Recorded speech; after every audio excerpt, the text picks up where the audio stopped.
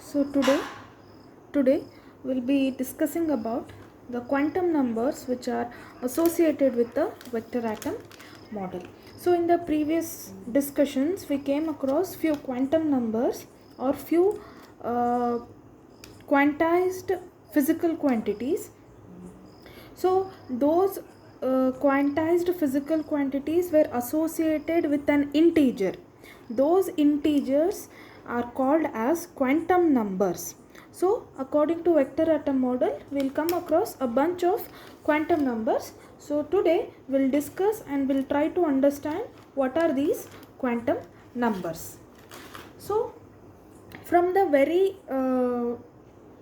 beginning, from Bohr's atomic model, the quantum number which was associated with the Bohr's atomic model and up to it was accepted till now, that quantum number is the first quantum number, which is called as principal quantum number, which is the principal quantum number. So the first quantum number that we are going to study is the principal quantum number. It is usually denoted by small n. It is denoted by small n. Now what does this principal quantum number indicate? It indicates the serial number of the shell. It indicates the serial number of the shells from which the innermost is designated is called as principal quantum number. It indicates the shell in which the electron of our interest resides.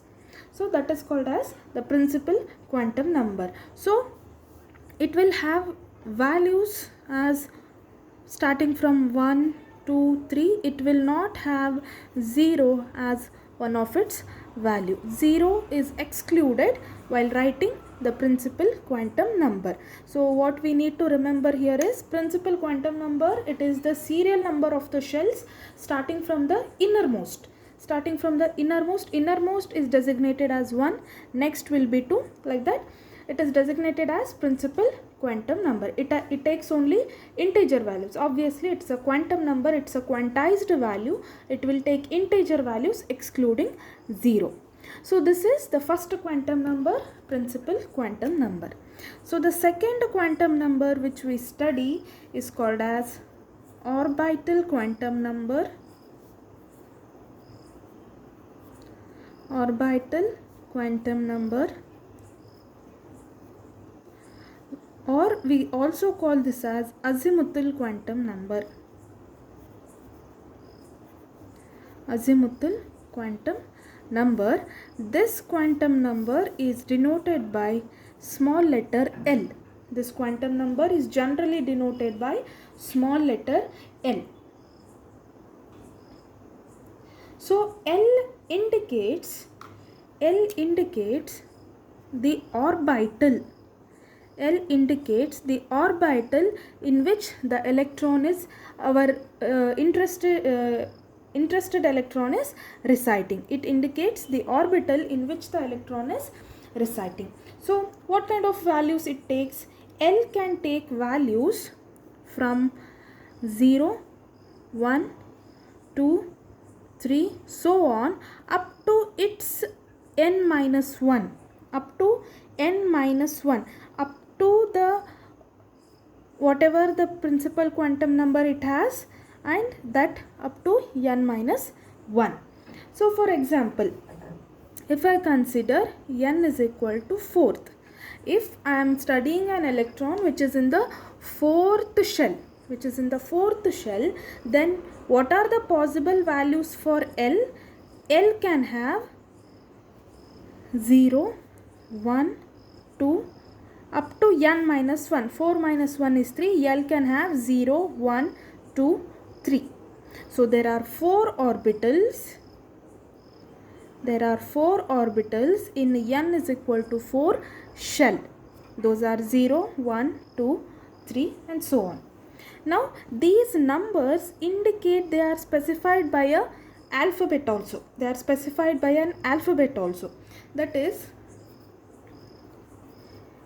L value and the orbital, if I write here,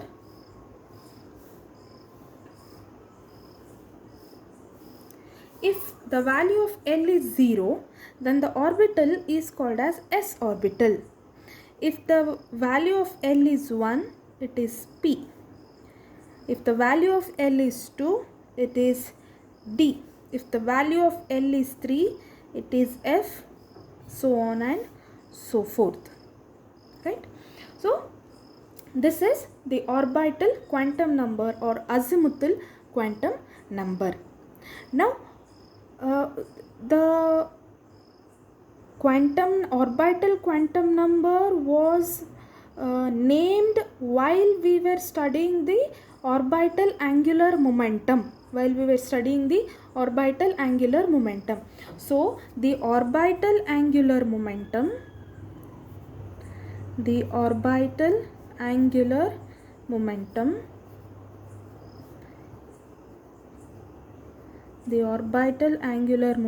that we have denoted it as capital L. If you all remember that we have denoted it as capital L. So you should make a clear difference. Orbital angular momentum is a physical quantity.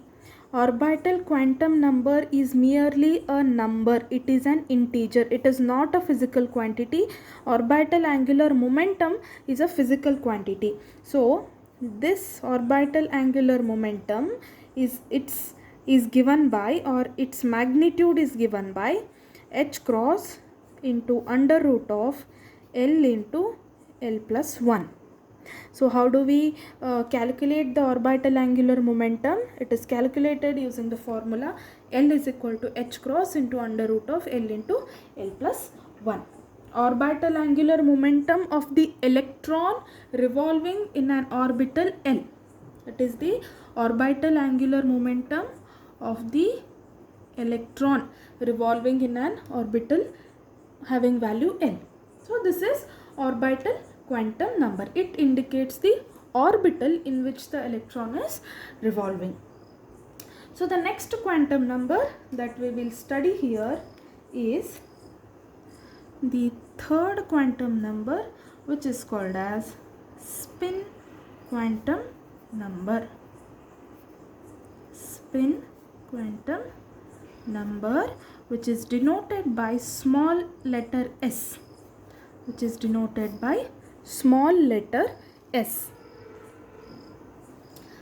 So the spin quantum number s has only one value, that is half.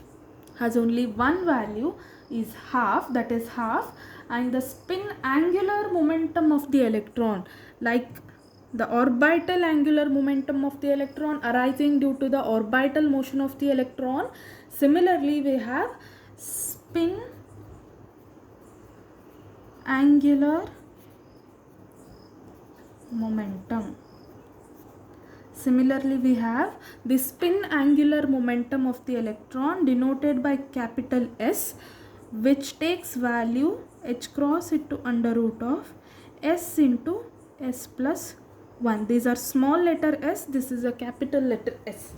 So the spin angular momentum of the electron having the value of spin quantum number as half will be h cross into under root of s into s plus 1. Now, since there are two angular momentum for an electron, they are going to interact with each other to give a resultant, that is the total angular momentum. Just write it here. Orbital angular momentum AM and spin angular momentum are going to interact with each other to give total angular momentum. Since these are vectors, they follow the vector rule of addition to give the total angular momentum. So the total angular momentum is also associated with a quantum number that we call it as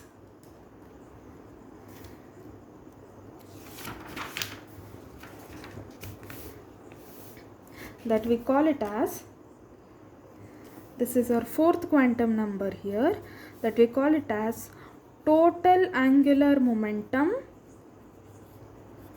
Total angular momentum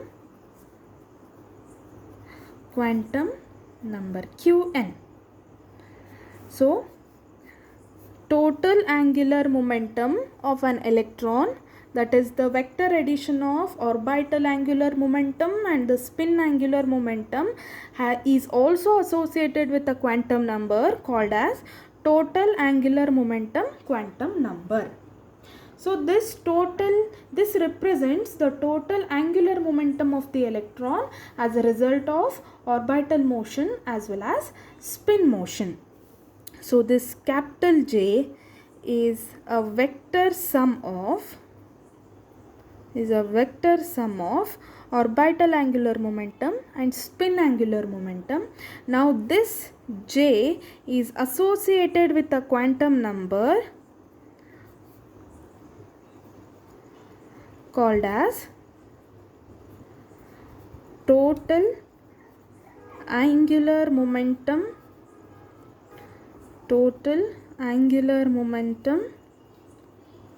quantum number, right? So similarly to our orbital angular momentum and spin angular momentum, they are associated with a quantum number called as orbital quantum number, spin quantum number. Our total angular momentum is also associated with a quantum number denoted by small j. It is called as total angular momentum quantum number. Right? Now the next three quantum numbers are very important. Those are called as, the fifth quantum number that we will study is called as magnetic orbital quantum number. I'll just write Qn. Magnetic orbital quantum number denoted by small m suffix l. Magnetic orbital quantum number. So there is a reason to call it as a magnetic quantum number, because this magnetic quantum number is a projection of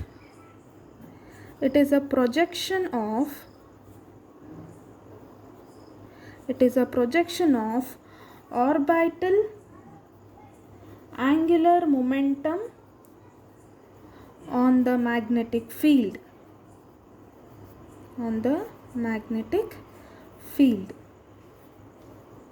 So we'll try to discuss this a bit briefly. So projection of orbital angular momentum on the magnetic field. So the orbital and quantum number, what we have studied, it can just quantify the magnitude of the orbital angular momentum. The direction of the orbital angular momentum gets quantized with the help of magnetic orbital quantum number. So this is the projection of orbital angular momentum on the magnetic field. So if there is, we'll try to discuss it with an example. If there is a orbital of the value L as say 2, then the directions of the orbital angular momentum are possible whose projection on the magnetic field will be from +2, +1, 0, -1, -2 only. So for an orbital having L is equal to 2, its magnitude is quantized using orbital quantum number. Its direction is quantized using magnetic orbital quantum number such that its projection on the magnetic field, can be either +2, +1, 0, -1, -2. We'll just draw a diagram and try to understand this. Right? So if this is the direction of the applied magnetic field, weak magnetic field, so that we don't distort the atom, this is the applied magnetic field. If I consider this as 0, -1, -2, -3, so on, this is +1, +2, +3, so on, then this orbital angular momentum for L is equal to 2 will be L is equal to h cross into L plus 1, that will be h cross into under root of 2 into 2 plus 1, which is h cross into 2 plus 1 is 3, 3 2s are 6, under root of 6, right? So this value of L, for example, this can be oriented in this direction. This capital L, h cross into under root of 6, can be oriented exactly perpendicular to this, or it can be parallel to the magnetic field, or it can be anti-parallel to the magnetic field, or it can be, its projection can be +2. It can be in this direction having the projection +1. It can be in this direction having the projection -1. It can be in this direction having the projection -2. So the magnitude remains same. Magnitude, it is that orbital angular momentum only which can have different orientations. So these numbers which are on which the orbital angular momentum can be projected are called as magnetic orbital quantum number. So for L is equal to 2, we can have from +2 to -2. For L is equal to 3, we can have +3 to -3.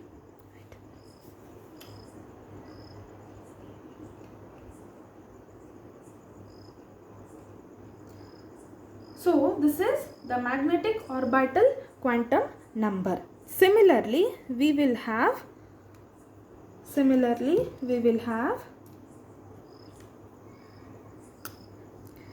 another quantum number which we can guess, magnetic spin quantum number, which is denoted by ms. Magnetic spin quantum number, which is denoted by ms. It is in the similar way only. It is the projection of spin angular momentum on the magnetic field. The projection of spin angular momentum on the magnetic field. We know that the spin quantum number has only value half. Then the spin angular momentum will be h cross into under root of half into half plus 1. That will be h cross into under root of 3/4. So the magnitude is fixed, the magnitude is quantized. Now what about the direction? Again, if I consider the applied magnetic field, so this orbital spin angular momentum can be in such a direction that its projection can make either -half, or its projection can make either +half, not any other value. So the direction of the orbital spin angular momentum can make -half with the magnetic field, or it can make +half with the magnetic field. So these projections are called as magnetic spin quantum number. So clearly it can have values either +half or it can have value -half, right? So this is magnetic spin quantum number. Now we have the last quantum number, which is called as magnetic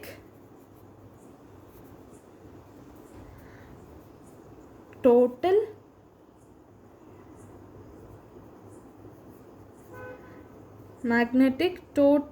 angular momentum quantum number.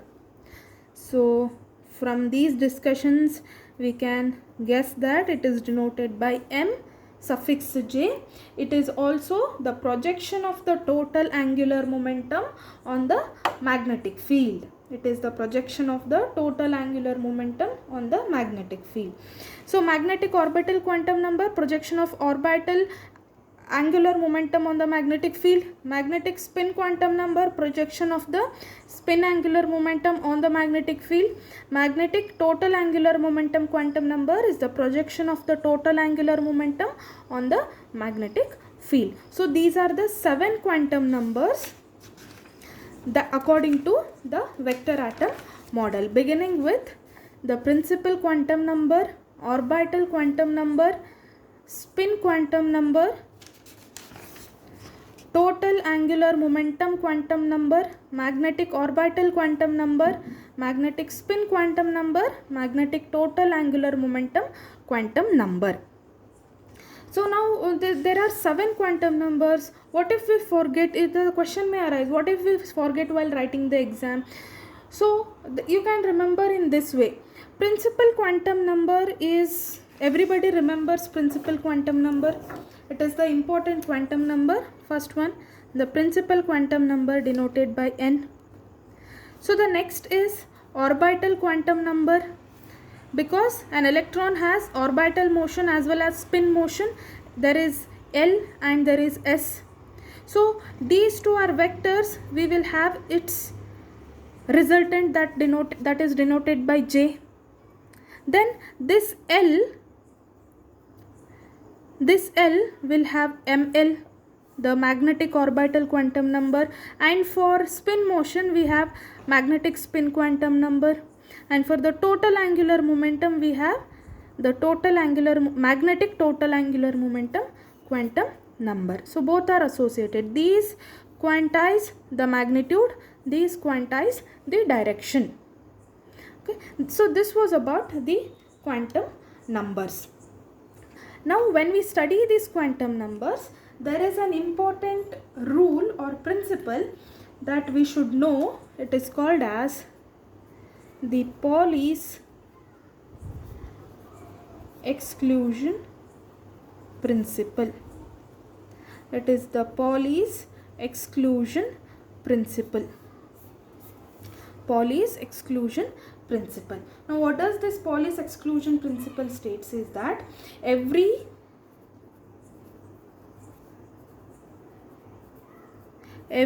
completely defined quantum state, every completely defined quantum state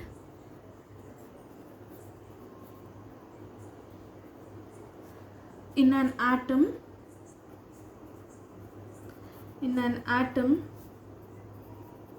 can be occupied by only one electron. Now what does this mean? Every completely defined quantum state, like if we define a quantum state with using all these quantum numbers, then only one electron can be possessing these states. Now in other words, we can say that it is impossible for two electrons to have all these quantum numbers same. No two electrons can have all these quantum numbers same. That is, in such a case, one of the two electrons will be excluded from the constitution of the atom. So in such case, one of the electron will be excluded from the constitution of the atoms. Hence the name is exclusion principle. So we can specify here the quantum numbers n, ml, ms, n, ml, ms. Quantum numbers mainly cannot be same for any two electrons. right? So this is the Pauli's exclusion principle. Thank you.